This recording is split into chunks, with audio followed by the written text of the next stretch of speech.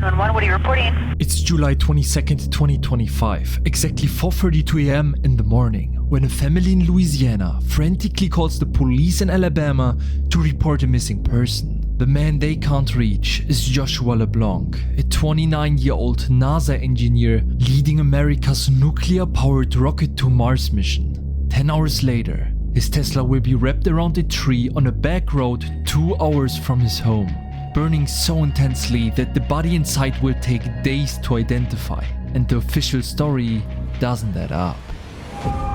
Neither does the life Joshua Leblanc left behind. For more than 5 years, he climbed the ranks at NASA's Marshall Space Flight Center, eventually leading a team on nuclear propulsion, the brain of a nuclear-powered rocket, when suddenly he was placed on something bigger.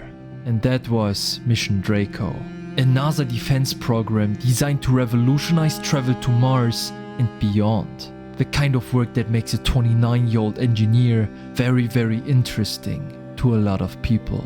Which makes it clear why everybody started asking questions when he suddenly went missing. His last known communication was logged to 4:32 a.m. No calls or messages were answered after that, and he did not show up to work. For everyone who knew Joshua, this alone was alarming, as he was always described as disciplined and reliable. The kind of guy who just never disappeared. That's why his family made sure to call the police in Alabama right away to report that something was very wrong. But when officers arrived at his place, it got even stranger. The apartment looked like he never left. The phone, wallet and everything was still there. And most disturbing of all, his dog was still there waiting for his arrival. And for anyone who knew Joshua, it was clear that this was something he would have never done. So if he didn't pack, didn't take his phone, his wallet or his dog, where exactly did he go and why? The first answer came from an unexpected place. His own car. Joshua drove a 2021 Tesla Model 3, and Teslas are essentially rolling surveillance systems. Sentry mode constantly logs the vehicle's location, motion, and even what's happening around it.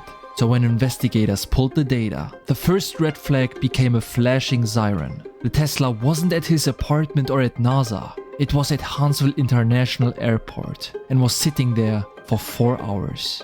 Which as itself wasn't unusual, except that there was no flight booked under Joshua's name that day. And when agents checked his apartment, nothing had been packed. No suitcase missing, no travel bag, not even a change of clothes. He hadn't gone to the airport to fly anywhere. So the question became, why was he there at all? Exactly 4 hours later, the GPS logs showed it pulling out of the airport lot and heading west to a location nobody could later account for. For 2 straight hours, the car drove deeper into the backcountry of central Alabama. Analysts who later reviewed the route noted something else that stood out. The path he had taken made no logical sense from a navigation standpoint. But the destination was even more bizarre. It was Walker County, specifically Hill Road near Drummond Switch Cutoff Road, about 2 miles south of a tiny town called Empire, with a population of a few hundred people. This wasn't a tourist stop or a shortcut to anywhere, but a wooded and deeply isolated area, the kind of place with no cameras and no passing traffic. At exactly 2:45 p.m, the Tesla registered a sudden departure from the road. The vehicle struck a guardrail, then several trees before erupting into flames almost immediately. A modern Tesla doesn't just spontaneously ignite on a straight road, and yet that was precisely what the wreckage suggested. By the time emergency crews reached the scene, the fire had been so intense that the car was barely recognizable. And what was found inside was just as hard to identify. A body, but it was burned so badly that the first responders were not able to tell who it was. It took days for Alabama's Department of Forensic Sciences to confirm the identity. And yes, it came out to be Joshua Leblanc, the missing NASA scientist. But what haunted investigators, and what would eventually pull this case far beyond Alabama, was the realization that Joshua's death wasn't a single case. It fit a pattern. Since 2022, at least 12 other American scientists working in nuclear research, aerospace, advanced propulsion, and defense-related fields have died or disappeared under circumstances that made an easy explanation impossible. Several had been tied to NASA's Jet Propulsion Laboratory. Others had worked in plasma physics, in high-security defense projects, in precisely the kind of work Joshua Leblanc had been doing.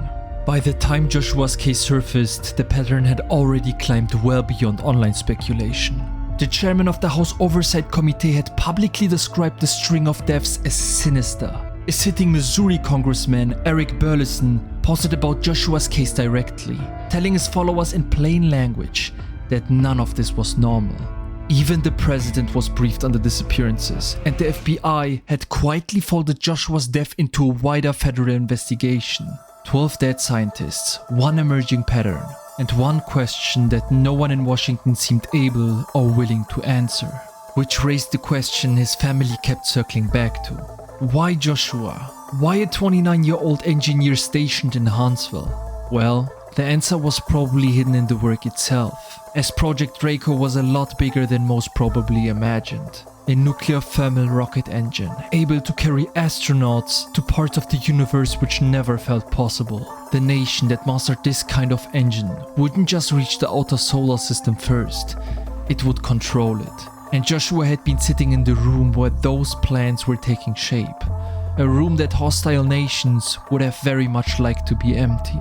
All it takes is to line up all the facts side by side, just as investigators did, to realize that the accident theory can't be plausible anymore. A disciplined engineer had vanished from his apartment at 4:32 a.m., leaving behind every personal item that defined his daily life. His car sat motionless at an airport for 4 hours with no flight booked under his name, before taking off deep into the Alabama woods for 2 hours along a route no navigation software would have chosen, just to then crash on a clear road on a dry day in a location he had no reason to be at. And the fire that followed had burned so hot that a state forensic lab was needed just to confirm it was him. There was no logical explanation that accounted for all of this, especially when looked from a slightly different angle. Because in a death investigation, a burning vehicle does something very specific. It destroys evidence as toxicology becomes harder to recover. Injuries sustained before the crash become nearly impossible to distinguish from those caused by it. And the presence of a second person inside the car becomes practically undetectable. So if someone had wanted to stage a single vehicle accident and erase any trace of what had actually happened to the driver, they couldn't have designed a more effective cover-up than a burning Tesla on a remote back road in Alabama. Despite all of that, some voices spread the possibility that Joshua might have taken his own life. His own family rejected that theory completely, as they made clear that he had not left a note, had not cancelled anything, and left his beloved dog unfed on the kitchen floor, a detail that no one who knew him believed he would ever allow. On top of that, he had a career most engineers only dreamed about, and was actively building towards it. The suicide theory requires you to believe that he left everything behind without a hint to drive 2 hours west into a tree. Technically it's possible. Whether it's believable is a totally different question.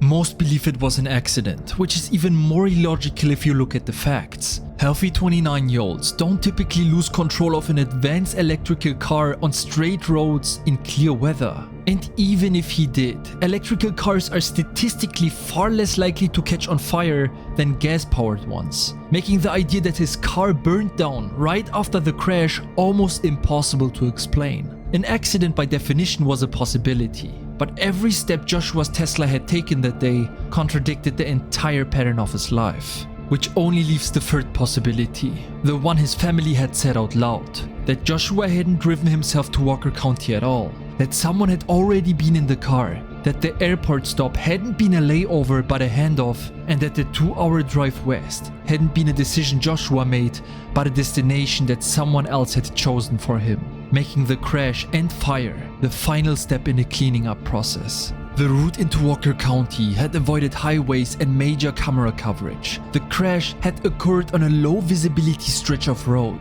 and the car had bursted into flames almost on impact. Behavior that was not standard for a Tesla in a single vehicle collision. None of it on its own proved anything, but taken together, all of it pointed into one specific direction.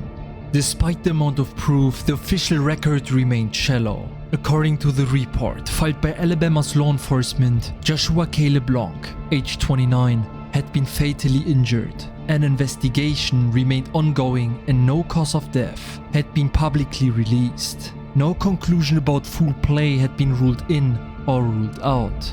On paper, the case sat open and unresolved. Maybe it had been nothing more than a horrible accident. A perfect storm of bad timing, strange decisions, and a tragic coincidence. The kind of thing that happens in a country of 330 million people. Although every detail from that July afternoon points the other way. Had this truly been an accident? Or was it important to make Joshua Leblanc disappear?